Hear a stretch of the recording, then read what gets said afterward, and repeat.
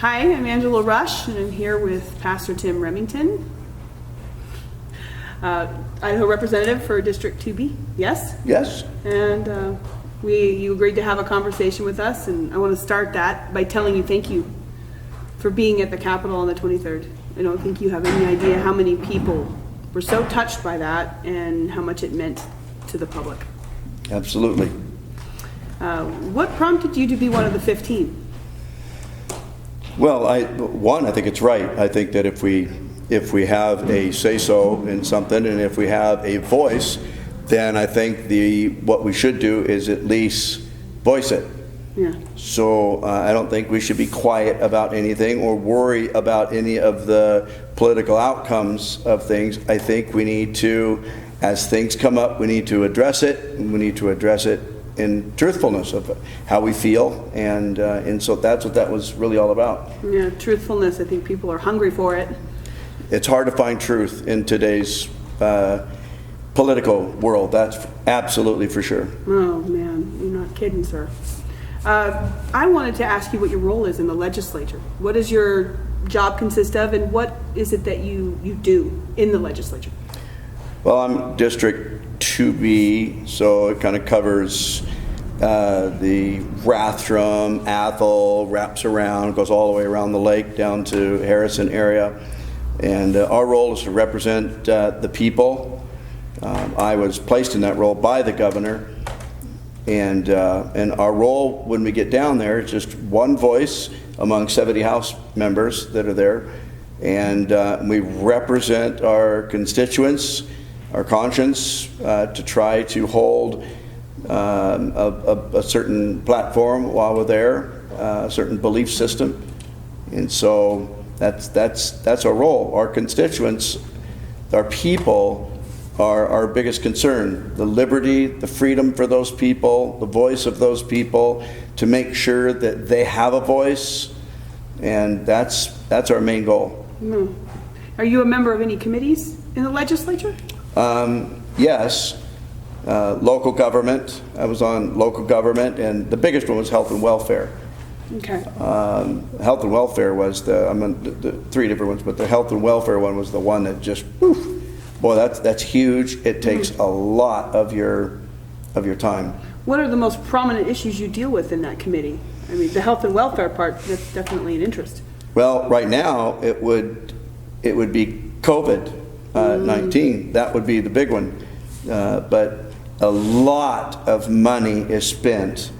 Big amount of money is spent in health and welfare. Health and welfare covers a lot of the the mental things that are happening to the state. A lot of funds that are going out for mental health problems.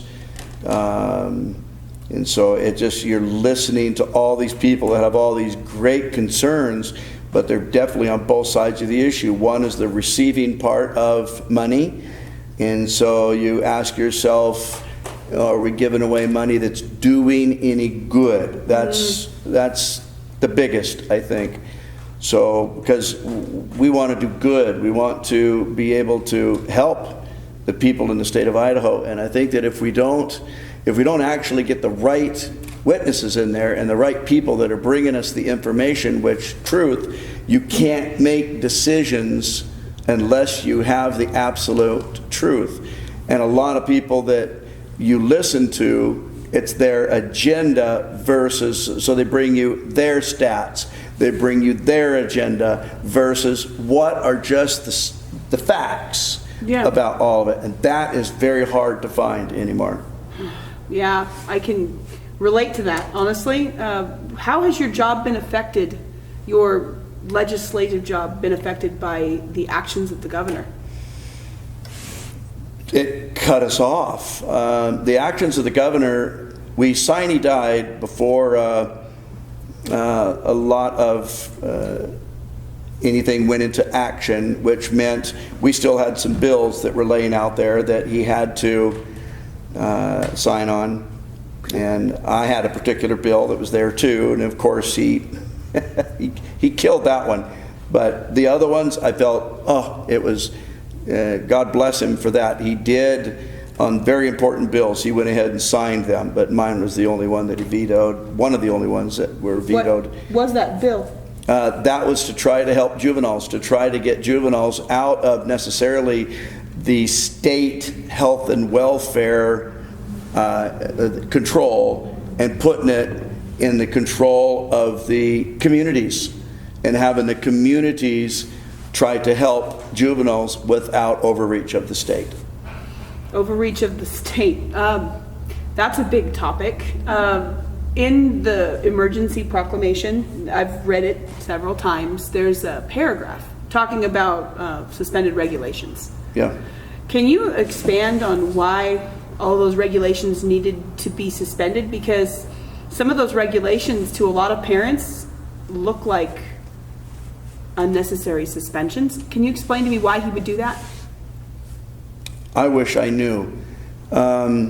I think personally that that the advice that he is getting, because I really like our governor. He had a great agenda going in, and I helped support him. But somewhere along the line, the advice that he was getting, I believe, was just wrong advice. He had, for the first 30 days, he had that. He could do what he wanted with the emergency mandates that he started putting down. The second 30 days, extreme emergency, he should have probably called in the legislature to help him make those decisions at that point. But he did not. After that, he really didn't have that authority without calling the legislature, according to our own the Idaho Constitution. So that's where we were starting to wonder, all the appropriations that we've made for finance, they were all good. The finance is way out there at this point, and nobody's even inviting us back in to talk about it. And that's what really bothers me. Why in the world doesn't he want to talk to us? And why won't he let us? Why won't he call us back into session so we can try to appropriate the funds as they are right now? Idaho has taken in $1.5 billion, and that's good, but what are the strings that are attached to those? We never had anything to say about that.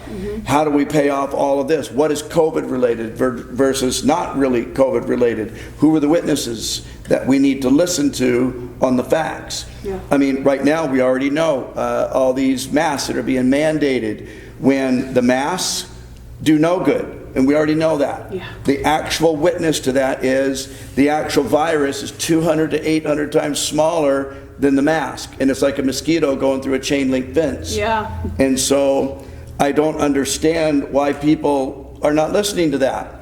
We've had virologists say the same thing. There's 1,200 doctors out there that are saying that all this is crazy. But whoever's telling him that they're working, he's listening to. And thus it's filtering down into our communities. And right here, of course, you know, I've been at the meetings right here, just trying to deal with it now at our level, is because he let it go at his level. He should have handled it at his level, and that way you would not have the cities in the disagreements with each other that we're having today. So true. What I've heard that you have a lawsuit against the governor, but I searched all over the place online just trying to figure out what it was all about, and there's nothing. It's crickets in there. Can you tell me what your lawsuit is all about? Because I can't find anything. I know I could probably call the courthouse, but I don't live in Kootenai County, so I just heard about it from somebody that heard about it, and I'm wondering, could you elaborate on your lawsuit, why you filed it, and how it's affecting your life and ministry? Well, I am one of 4 or 5 that are on this particular lawsuit against the governor. Really? The McPhersons are handling that, and they're great constitutional attorneys. And my particular thing is the taking away our religious rights. No. So that is absolutely huge, and I believe that they were lost. They tried to hand it back to you, but the point is it wasn't theirs to take, and it's not theirs to hand back. The Constitution, and what most people don't realize about the Constitution is there to do nothing but protect our inalienable rights. And that is one of those I'm going to inalienable amen. rights. I'm going to amen, sir. Sorry. So, and that's what the Constitution was there for. And so a lot of people are just skipping over that completely. What about our inalienable rights? Well, if you're going to do what you're doing, then you need to just admit that you're throwing the Constitution away. Yeah. That way people, if you say that, people can either vote on you or not vote on you. There's a lot of people that don't care about our Constitution anymore, and they maybe would vote on you. But I think America cares about our Constitution. And I think, the problem that I have is I was sworn to keep our Constitution, Idaho and the United States Constitution. So I have to do that. And by taking away those rights and not allowing me to be able to do that, you're taking away the very thing that I swore to uphold. And so you have just really violated me as, one, a legislator, two, as a pastor, okay, and a citizen. You have just really violated the rights that you basically have put me up there to do. So I'm here to uphold it. And a part of that Constitution, to uphold the Constitution, is to protect my constituents, whether or not they even want it or not. I was sworn to protect their constitutional rights.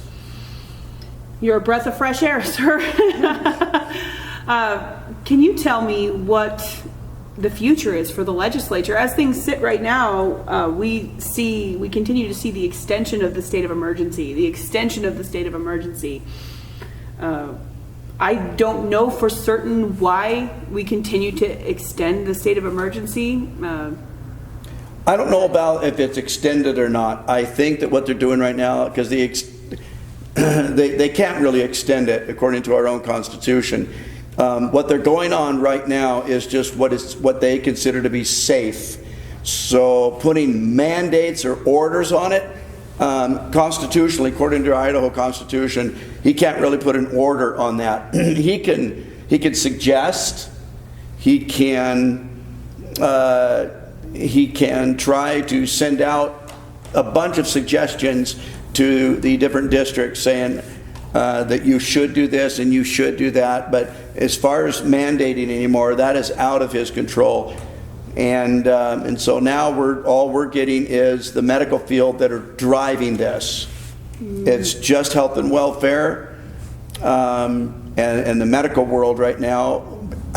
I don't think the legislators know who is driving this, because it's not us. We are not making these laws. They are going by some of the old laws that we are going to go back in and correct as fast as we can. And one of those is a simple thing of the other person involved in the lawsuit is going to be, writing certain things to help us. But when it comes to this whole thing of being able to go to a voting box and have a public ballot, to where you have public poll boxes out there that you can go to, that is supposed to be protected under our Constitution, even if you have to get the military out there and the National Guard to help you get to that box. Okay? Then our governor can order that. You can stay 6 foot apart if you want. Well, yeah, So, you do it in Walmart. You could, that's right. But why wasn't that done? Why can we not get to that? Mail-in ballots are the worst thing that you could ever do for voting. It's the most fraudulent way of doing it. And yet, without our consent, without our advice at all, the legislative advice, he made a mandate that was over his head on that one. And that's the other lawsuit. Not constitutional, and he went over our heads to be able to do that. And that really upset a lot of people. And yet, they're still coming to the primaries right now and the presidential voting. We need to have open polls, public polls that are out there, even if we have to support it with the National Guard. Then it needs to be there. And I don't think you'd have to support it that way or protect it that way. I don't think we're there yet, but but it needs to be there. It absolutely needs to be there constitutionally. And that's another thing that needs to be fought. But we cannot call ourselves back, which we tried to do on the 23rd, to call ourselves back into legislation. But we can't do that. That is up to the governor to call us back in.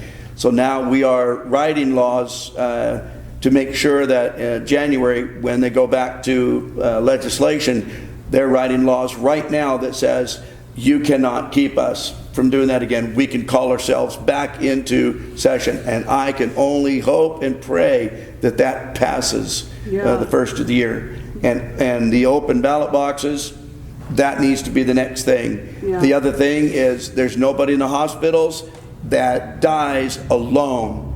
That is such an unethical, immoral. It's a travesty, sir. Just a travesty. And for the medical field to be able to do that, wow. I was absolutely surprised, and I say shame on the medical field. Nobody should ever die alone. Families not having closure on the death of their family members. You have to be kidding me. Nobody's even caring about the suicides, the depression, the mental health problems. More people are dying from what COVID has done to our cities and our counties. More people are dying, not of COVID, but of all of these other things that it's caused. Yeah. And it's horrible. We have people that were non-essential that should have made it up there. We've counted close to 18 of them, even locally, that should have been in the hospital, that should have got their surgery, but they were non-essential at the time, put off, and they died. And like I said, all the mental health problems are absolute. They're escalating. Yeah. So. And as a pastor, I would imagine you see that up close and personal. Oh boy, the only reason that I stayed open in the beginning is, and I made it very clear, we have a congregation that with a program, Good Samaritan, who has a lot of people that need counseling and that need their groups and that need their, and they need to come to church. And so we opened it. There was only 40 to 50 people that were here. They were spread out. And yet we had certain people called down to Boise, and they just thrashed us for doing that. And I said, you don't understand. These people, and by the way, we lost them. Most of them, we're going to have to start over with them. And so we lost them back to addiction because there's no way that we could have hung on to them during that time. So much of this is heartbreaking. The 2020 has been one of the craziest years I've ever. I'm not even that old, but the impacts of this year are going to stretch on, sir. What the legislature themselves, are they literally powerless right now? Yes. Okay. Well, that was a very short, sweet answer. Thank you. So yes. Yeah, we are. Well, you saw us. 15 of us. There's actually 18. But they weren't all in the room, but there was 15 of us in that room, and we were powerless. There's nothing that we could say, nothing that we could do. I have been blasted on emails. Why don't you do something? Why don't you do something? I don't know what you want me to do. I holler, I scream, I write letters, I talk to Lieutenant Governor. No way you could talk to the governor right now. I don't know what they want me to do. We've put our life out there. We've been blasted on both sides of people just, why don't you take care of this? And there's nothing that we can do. Zero. What can the people do to help? We elect. The people. Or recall. Sorry, I'm sorry. Well, it's not only, I mean, you're making a recall for the governor, but I think that there's a lot more that needs to be recalled. We're looking at city council, we're looking at county commissioners, we're looking at the House, we're looking at the Senate. The people that are in it for politics need to be removed. The people that are in it to actually do something for their constituents and for the state, you need to hold on to them. The people that are actually working it, and if they're not working at it, then remove them. Absolutely remove them. We have big, important things to take care of in this state, and if these people aren't bold enough to be able to show up and try to take care of it, for their constituents, then they don't need to be in office. Period. I agree 100% with you. Absolutely. And our governor should be traveling around right now talking about this in the different counties. He should be talking about this is why I'm doing it. That way, at least we have something to say. It's like, why are you doing this? When you have the facts. But it's my understanding he's unreachable. Right now. Yeah, we actually called as soon as we got back here. We went to our hospital. We went to our Panhandle Health. We talked to virologists. We talked to some surgeons at the hospital and nurses.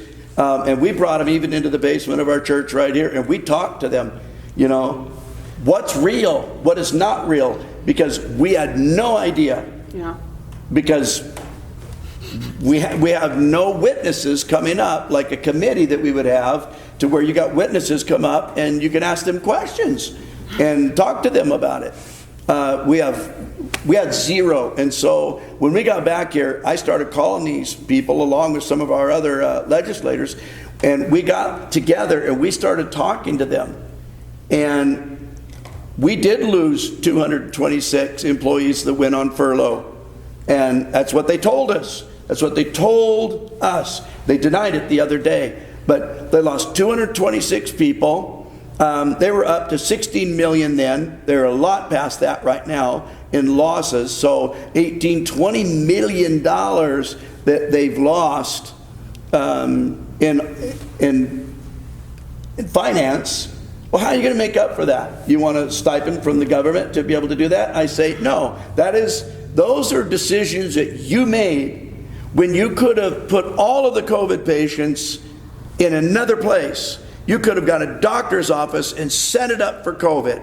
That way, this hospital can be used for what it was intended to be used for, our community. And you did not have to put off our community. You could have put all of the COVID patients over in this one, right here. But you did not do that. I want to know why you did not do that. And if you don't have any money because of it, that's your problem. But you're making rules and laws for the people right here that are paying for your services.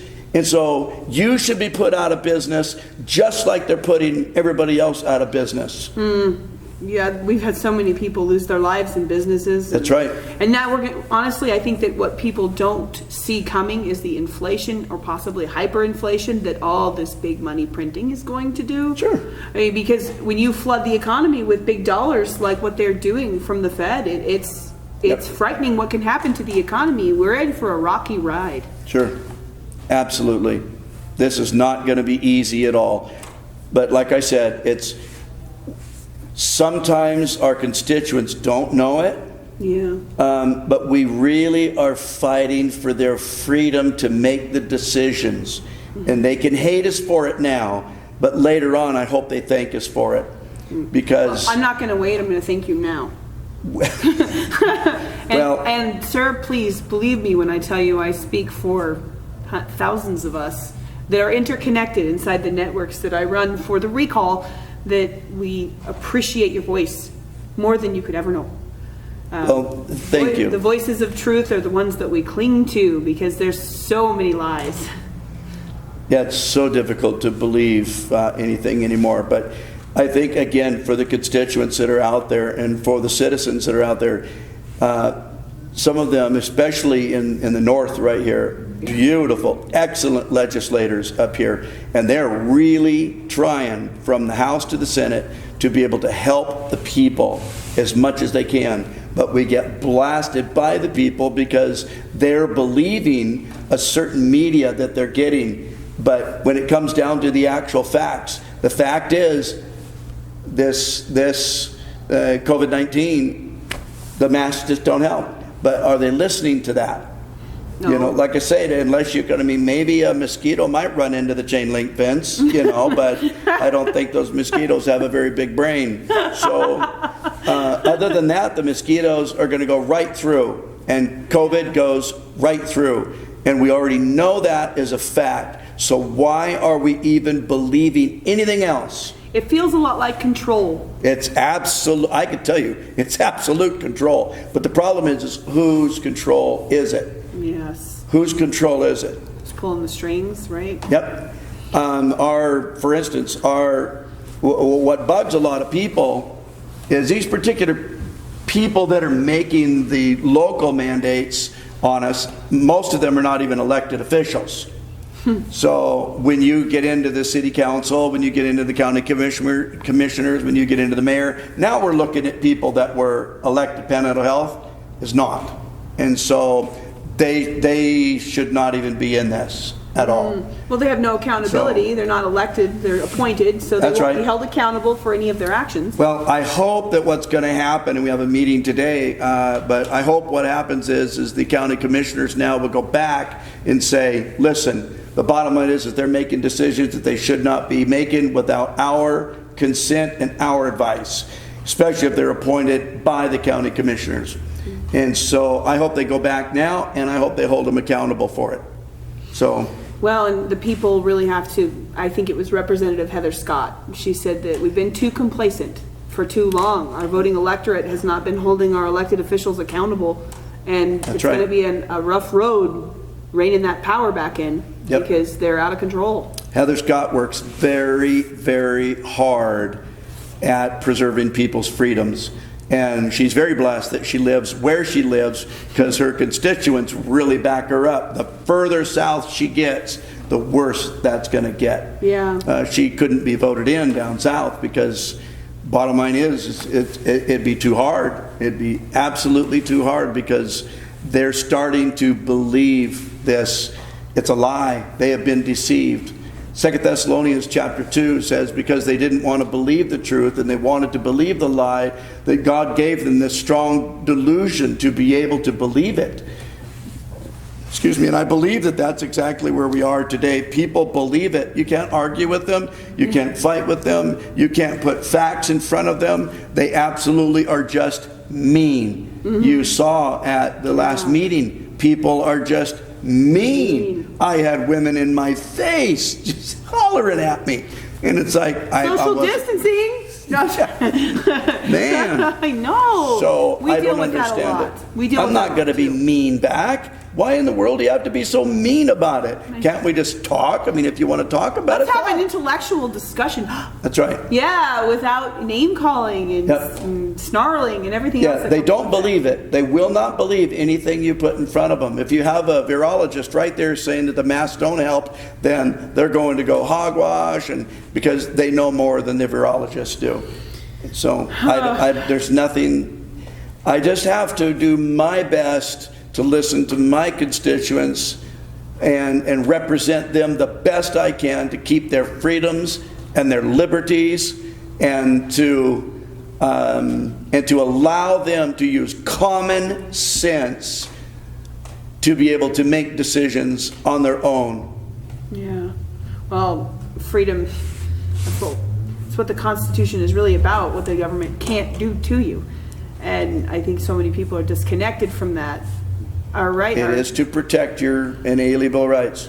We're actually in our church, we're having classes on the Constitution. Ooh, if you live in Kootenai, go to the class.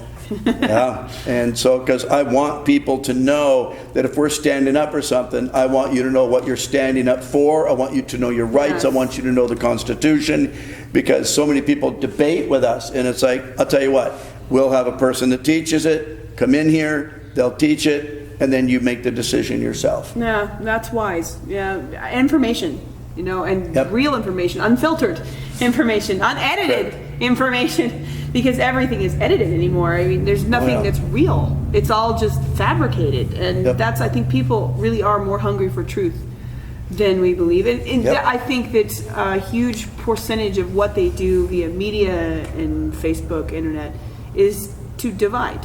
They keep us separated from one another so we can't see each other. And then we think we're outnumbered and there's nobody else in the room. Like we were talking about before we started, Elijah.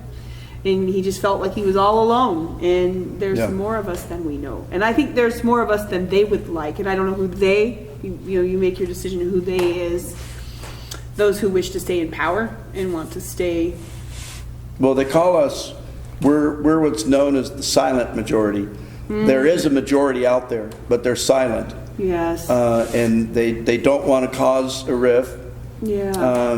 They don't know all the facts, so they stay out of it. Of course, you have the right, but I'm saying for your children and your children's children, if we don't fight right now, you have no idea of the rights that your children and your children's children will not have.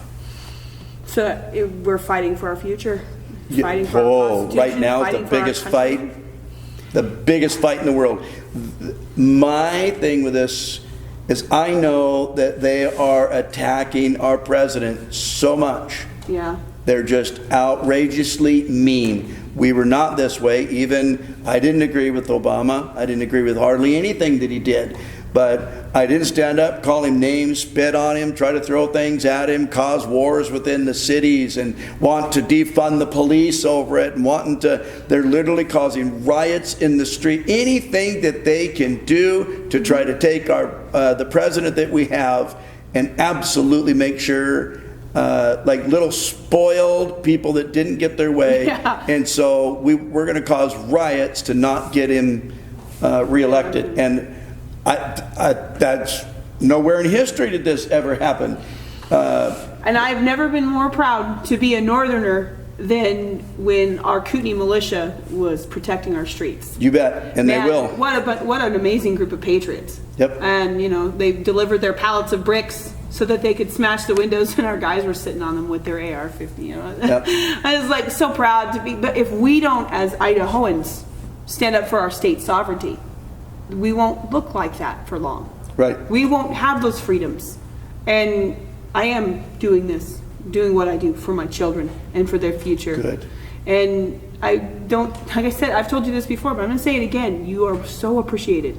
You and the other courageous individuals that came and showed up and represented. It was inspiring. And it's like, for my first trip to Boise, it was a good one. Being able to watch and listen to you guys and feel more patriotic than I have in a long, long time. And it's Good. I'm it's glad. appreciated. And it's like, I can speak for a lot of others. Well, the people in the north, right here, we have some incredible representatives, very smart ones. Tony Vichnetsky is one of the guy is just absolutely brilliant. He is. Ron Mendive is absolutely courageous in what he does, and of course we all get blasted, but these are men that fight on a day-to-day basis. And then you have people like Mary Souza, who her whole livelihood was just ripped out from her over all of this, and as a senator. And I mean, you don't even know how a person like that feels. How do they even go back to and to represent those constituents and to back our governor and health and welfare when you just you literally closed our business? And I really feel for those people. And we need to back our representatives and support them. The ones that are fighting for you, please support them. They're only fighting. I mean, if they're not supporting you, that's one thing. But if they're supporting your freedoms, then you need to fight for them, because you have the freedom to say no. You have the freedom to do whatever you want. But the bottom line is we're supporting the right for you to do that. Mm-hmm. And so that's important. Yeah. And you need to fight for them rather than bash them. We get bashed a lot. Well, the other side seems to have more fuel towards their negativity than, I can't believe where they get the energy. Some of them, I think, email from different email accounts multiple times. I've seen it. It's it's disturbing. Yeah, he's like, wow, you popped up backwards. Interesting, you're the same person. There's a lot of loud noises that are coming from a lot of the same locations. And it's until you start getting up close to it, you don't see it. And then you see, you're like, wow, that's really interesting. I'm not a techie. I don't know how they do it. I just know that they're loud. I'm going to throw my phone over my shoulder when I'm done. I'm telling you, it's an interesting world. They're very loud. They're very aggressive. Yeah. And if I could just say it, and I love them all. I really do. And I would help anyone that I could help, and anyone that would ask for help. but they're mean. There's a mean spirit behind it. Yeah. Why would we do that when we're neighbors? We're a community. Right. And why would we because ever be mean? And technology, you can say whatever you want behind your screen, and you're not really being held accountable to the person you're speaking to. Right. So whereas they would say all these things to you online, they won't necessarily do it to you in person. So our technology has enabled a whole group of people to really reveal their character without having to show their face. And there's a lot to be said for the power they hold behind the keyboard, talking to people without having to be held accountable. Yeah. And I want to know, you have rubbed shoulders with everybody in Boise, and you know our government, the state government. Do you know Lieutenant Governor Janice McGeehan? Yes. Can you tell me about her? Sure. She's a sweetheart. She cares. I wasn't there long, and she invited me up to her office to pray with her over a situation. And I went up and I prayed with her. We talk. There's not a week that goes by that we don't talk. She answers our texts, receives our calls. She does not agree with everything that's going on. She thinks that we should all be talking more and getting our facts. So Janice has done everything that she could do in her position to try to help everybody. Yeah. But like I say, it's really in her position even. It's like we're climbing uphill all the way. So, yeah. But what you're doing, recalling, I hope you're able to do what you want to do.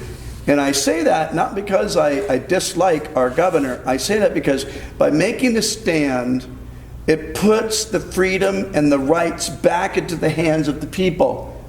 That if we don't agree with you and you're not listening to us, then we have the right to recall you. Yeah. And I don't even know how they're doing on that. You'd probably be able to answer that on this, because maybe a lot of people do want to know that. How are we doing on this? Because that's their voice. They're Yes. putting their voice down on a piece of paper, and that means a lot to them. And so whether or not I would ever agree or disagree, it's their right to do it. And I think by doing that, you're putting politics, which I don't even like, but you're putting the politics and you're putting the rights back into the hands of the people again. And that is big. And that's what I appreciate about these people that are fighting on your level. How are we doing on that? The network's a lot bigger than people know. I'm headed down south. I will be going to an event called Freedom is the Cure on the 1st of August, Saturday. And I'm going to be picking up petitions on my way. I'm going to go the long way so I can meet people. I'm going to go through Salmon and Chalice. And then my mom said, "Oh my gosh, you're going to go." Yes, Mom. It's a tour, not a one-way trip. It's not my dad driving. You need to stop. Yeah. Okay. I'm not just going there and back. Stop. I'm going around the state. So I'm going to be to places I've never been. And I'm hoping to see people I've never seen. There's some amazing patriots in our state that are just doing whatever they can. And because we don't have political party support, money, any of that, we're just people. It's really, I've called us the mom squad, you know. But the power's in the hands of the people now. That's exactly right. And we are doing everything that we possibly can to get the word out and to duplicate the process. What do you need to accomplish this? As many people signing as many pieces of paper as possible, because we don't have the money or political funding. Is there a number that you're looking for? Well, we're shooting for 200,000+ signatures, because we want to make sure that if there's errors that we have elbow room when they get crossed off the list. But we have wonderful people leading almost every county. We have people everywhere. What does it take to recall? 186,000 and something signatures, so it's not 200,000, but that's what we're shooting for, because we really want to go over and above. And quite frankly, the more the better. If people really understood the overreach involved in what has been done and the helplessness of the legislature to do anything about it, I think that there's a lot more people that care about the representative republic than even I knew. Because, Amen. You know, this is Idaho. Yeah. This is Idaho. One of those conservative states of the nation, yeah. And I'm a third generation Sandpoint native. Not happy with the mayor. But I was born and Gotta be raised sheriff. in Sandpoint. Yeah, they have a wonderful sheriff in Bonner. Yep. But Well, I've heard that, and I know that maybe you don't want this out, but I've heard that we're starting to nudge up close to the signatures that we need. And so if that's true, then this will be one of the first times in the history that the power of the people will actually count. because there's If no it's elected done. official that's propelling this. You know, typically when you have a movement like this, someone is behind it Yeah. because they're going to get elected and they're so excited. And Janice hasn't been anywhere near our movement. That's right. And we've made this decision as the people to hold him accountable for what we consider to be an absolute disgrace of what he's done to our Constitution. We are constitutional, freedom-loving Idaho natives that, well, not all of us are natives. We have some wonderful people from out of state and that have moved here for freedom. And they're passionately collecting signatures. I mean, I think I have 215 just myself. And that I'm one person inside of a very large network. But because we don't have the money, political funding, or the backing, we can't do the whole, let's get the calculator set up. You know, we all have jobs and families, and we have other things we have to be responsible for. Yeah. So we are doing everything we can inside the networks that we have, and we've seen some amazing people just rise up, and there's petitions everywhere. It's beautiful to see. And as the networker, you know, being inside all of these different volunteer groups and these things, just touching with people and getting them connected to the person that they need to be connected to, I'm losing track.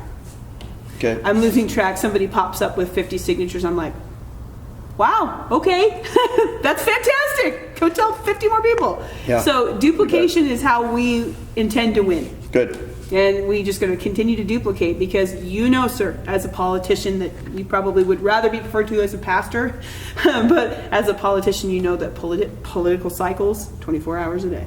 Yep. You know, and something changes every minute. Yep. And that's how I've chosen to treat this as a political movement, even though we have no political party. And so we're doing everything we can. That's all I can really say. And Good. the power to the people. That's what we really are all about, because Good. you That's have what to, it needs to be. and you have to be careful, sir, as elected officials, when you poke the beehive, because the people of this state are patriots. I believe that at our core. They are. And they love their freedom. Yep. And I just kind of wanted to be left alone myself. I'm a mom with 6 kids, and I just wanted to raise my kids. And I look at what's happening in our government, and I think, how can I sit and let this happen to my children's future? I Yep. can't. So Well, the problem is it's our children. It's the Yeah. millennials right now that are changing. A lot of things are changing with the millennials. Yeah. And I think I find it surprising because I look at them and say, are you not interested in politics? Are you not interested in, I mean, even our millennial pastors and everything that are out there, they don't really preach against sin. They won't have anything to do with politics. They won't, Yeah. they teach in their churches not to have anything to do with politics. And they need to understand, by not having anything to do with the politics, you just voted. yeah. So politically, you just made a stand. And your policy, that's politics, your policy is to not deal with it. So by not dealing with it, if good men don't stand up, then you're going to have unrighteousness all around you and lawlessness, which is exactly what's happened. And all of our major cities today that are going through this, that are literally trying to defund the police, that have the most murders, that have the most crime, they're liberal cities. Yes. They're not conservative cities. They're liberal cities. But they if you didn't- want liberal law, then there you go. They didn't get that way overnight. No. It happened like slow death. And people have to wake up to the fact that if we continue to let these politicians continue to progress and not stand up for making them solid, making them stand for the Constitution. You know, you can't just do a couple of good things and ignore our Constitution. You have to adhere to our Constitution, they go further and further left, and then we're going to look like Washington. We're going to look like California. We're going to look like Oregon. Yeah. That's how it's going to. It's going to slowly trickle to the left, and it always does, sir. It's you've seen it in history. It happens slow, and we need to hold on to Idaho. We need to hold on. This is my home, and I intend to fight for it. Well, you're doing good. Keep it up. Well, and you know what? Without people like you, it wouldn't be possible either. And we thank you for your courage and for your inner strength and for your leadership. It's a privilege. It really is a privilege and an honor to serve. And those people, I'm not running. I will not be down there this next session because I'm not going to run. But the ones that are down there, pray for them. Pray for our leaders first before you bash them. Pray for them that God will direct them, because without God directing them, then your freedoms are going to they're going to go right through that chain link fence. Nobody's guarding the freedoms anymore. And we're losing them so fast. This last 5 months, we have lost so many freedoms, and nobody's, you have watchmen and your representatives, those are watchmen at the gate. And your watchmen are trying up north here. And don't be very careful not to just blast them, because they're the ones that are giving you the right to be mean if you want to be, or to, people are out there, even in the military, they're dying so that you can be jerks sometimes. Yeah. So be a jerk if you want, but the bottom line is start praying for the people that are in that office. Start trying to talk to them rather than just beat them up, because they will listen and they really will try to support your freedoms. But we are there to make laws to protect our constituents. Yeah. And we have to, by law, uphold the Constitution and the Idaho Constitution. And I think that there's a lot of unseen anger in the undercurrent of the constituency, because our laws have been so violated. Yes. People don't understand why something's just not done right now. Why isn't it not just done right now? Why are they getting away with it? And I think that there's disconnect there also. That's not how it works, and we gratefully appreciate that the view that you've given us. Well, this is a good example of even the legislature here of not writing good laws. If we would have wrote good laws in the prior, because we don't think of everything, and because right now we would think, well, why did you think of that when that law was put out? But we don't think that people are going to do this. I know. And so sometimes we just think, obviously people are going to think morally, they're going to think ethically, they're going to think of protecting the people. But so when we write the laws, we don't think that somebody's going to try to get in there and do what they did on this. So now we got to go back and we have to change what was written a long time ago to make sure that that we could call ourselves back, to make sure that we could get to public polls, to make sure that nobody dies alone. Who would ever think that somebody would allow people to die alone? What if that was your child? Would you want them to die alone? No. Well, then we need to do something, because they did, and they are. Well, and there's so many different aspects of this that are disturbing at so many different levels. And why would you need to revoke those regulations if you don't intend to violate them? Yes. That's the question I ask people. They like to make the idea, well, that was just for foster care. Well, when they quarantine your child, where's your child at? Foster care. So it's awful. Just the potential for violation there should frighten every parent. Freedoms must be fought for. Always. Because if you think that you can if you could fight for security by violating your freedoms, then you will have neither. It won't happen. You're going to lose Your own house will be robbed. The lawlessness that will take place. You will be so violated. Your children will be taken. Your house will be taken.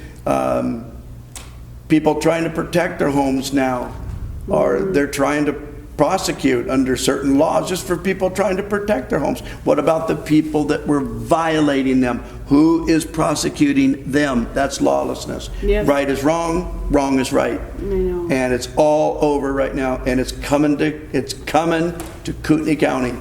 It's coming to Idaho if we do not block it now. So all of us need to stand up for our freedoms all the time. Well, thank you, Pastor, for bless you. taking time to talk to us. We appreciate you. It's been a privilege. Thank you very much.